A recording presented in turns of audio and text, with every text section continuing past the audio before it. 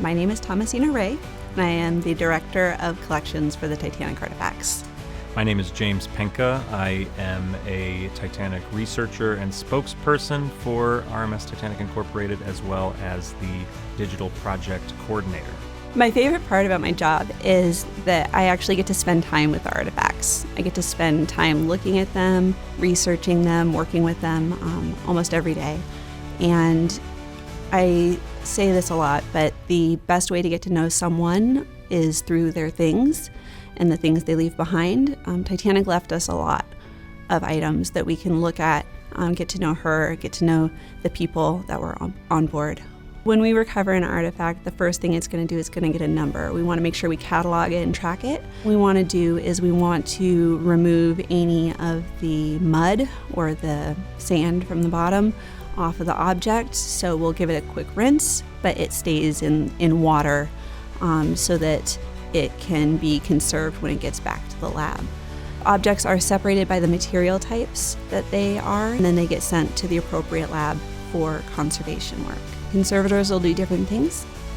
Metal conservators will clean them, remove corrosion products, apply protective coatings so that they can be preserved for as long as possible. Anything that's organic is probably going to get some sort of fungicide treatment just to prevent any mold growth. It gets freeze dried and then just gently cleaned. Sometimes the papers require flattening. Once the objects have been conserved properly, they come back to the collection, and there we do a little bit more intensive cataloging. We'll go through and we'll make sure we measure everything, that we've got the materials recorded, that we know the coordinates where they came from, and it gets entered into our database. Once it comes back to the lab, we do some more intense photography just so we have every angle and like an official, this is its portrait. When it's time to start exhibiting the artifacts, we will make sure that we have a mount, if it needs a mount or anything, to make it stable and safe to exhibit. Sometimes we have to separate pieces if part of it is not stable enough to travel but the other part is. For instance, the davit arm had many bolts and nuts that were loose, so we had to remove those so that on exhibit they can't hurt the object and the object can't hurt them, or they don't fall out on accident. This upcoming expedition, it would be, just to have clearer, HD, like as clear video as possible. The last expedition was 2010. A lot has been developed since then.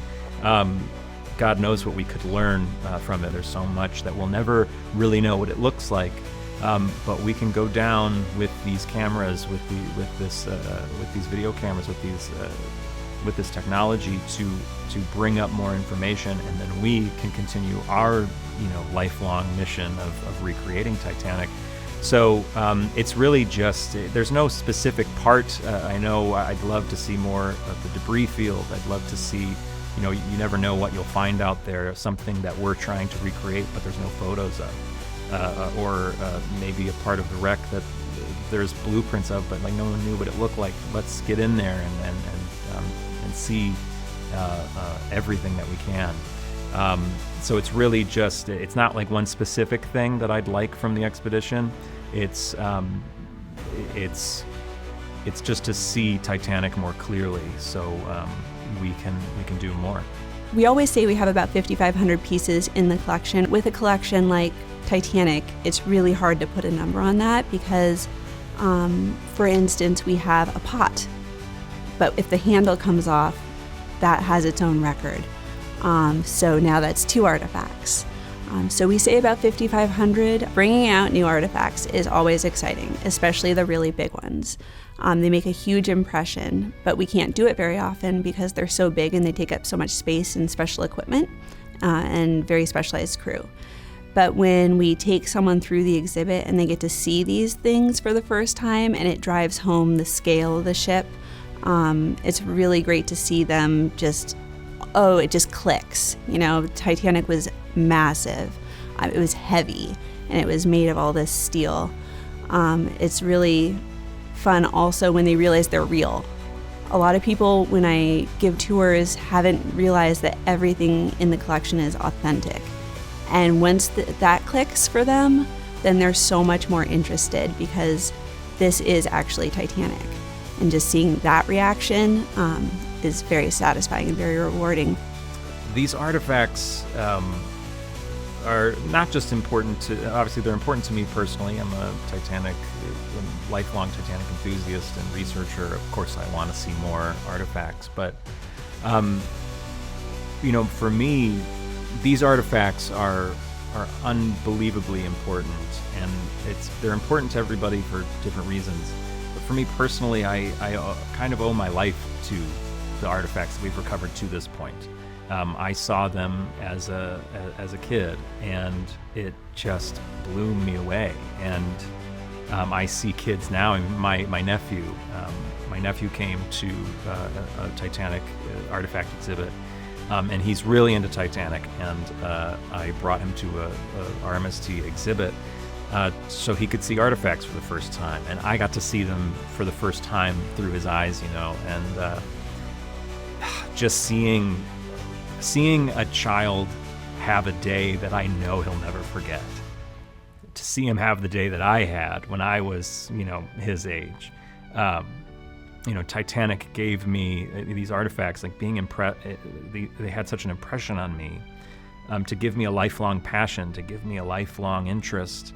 When I didn't really have a lot to, I wasn't very good at sports, so I could really use something to do, and now to come full circle here is pretty spectacular. But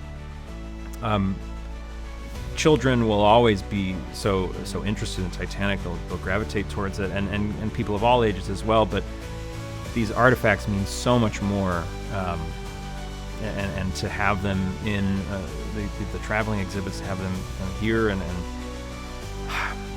they are invaluable to enrich our lives, just in terms of like basic interest. But for some of us, they really have a lifelong effect, and I just don't think that could possibly be overstated how important they are to me, and how important they could be to the next 6 or 10-year-old walking through.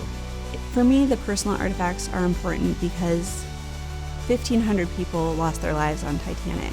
Another 700 lived with trauma. It's hard to really connect with Amy when you have that many names coming at you.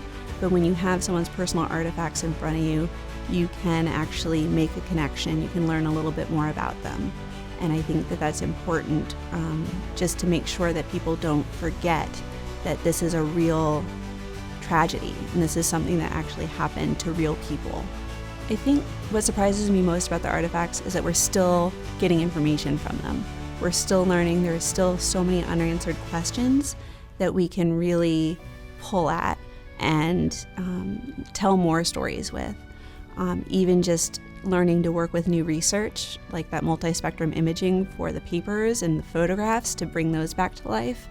I think that the fact that they're always surprising us, the fact that they're always giving us new information, is amazing after all this time.